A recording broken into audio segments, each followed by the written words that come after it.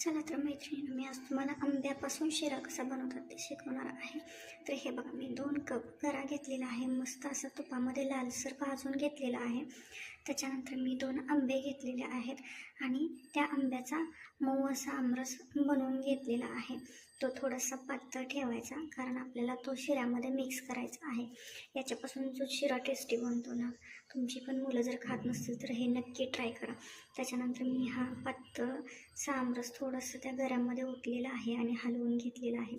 त्याच्यानंतर थोडा राहिलेला आमरस अजून आपण याच्यामध्ये मिक्स करून घेऊ आणि मस्त असं हलवत राहू. हे बघा, आता मी शिल्लक राहिलेला आमरस त्याच्यामध्ये मिक्स करत आहे. त्याच्यावरून थोडंसं तूप घाला, कारण त्याच्यानंतर खूप मऊ होतो, तुपाने खूप मऊ होतो. नंतर मी हे 4 बदाम आणि 4 काजू हे त्याचे तुकडे करून त्याच्यामध्ये मिक्स केलेले आहेत. हे पण खूप छान लागतं. असं तूप वरून मिक्स करून घेतलेलं आहे आणि हा हलवून 1-2 मिनिटच फक्त त्याच्यावरती ताट झाकून तो सेट व्हायला ठेवा. त्याच्यानंतर बघा, आपला शिरा हा खूप छान बनवून तयार झालेला आहे. वाव, ते मुलांच्या अगोदर मलाच खायची खूप इच्छा झालेली आहे.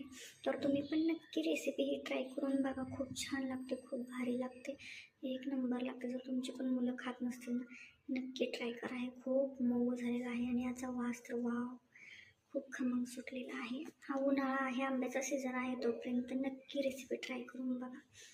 1 नंबर, मस्त लागतं आहे. मला व्हिडिओ आवडल्यास नक्की शेअर, कमेंट, लाईक आणि सबस्क्राईब करा. थँक्यू.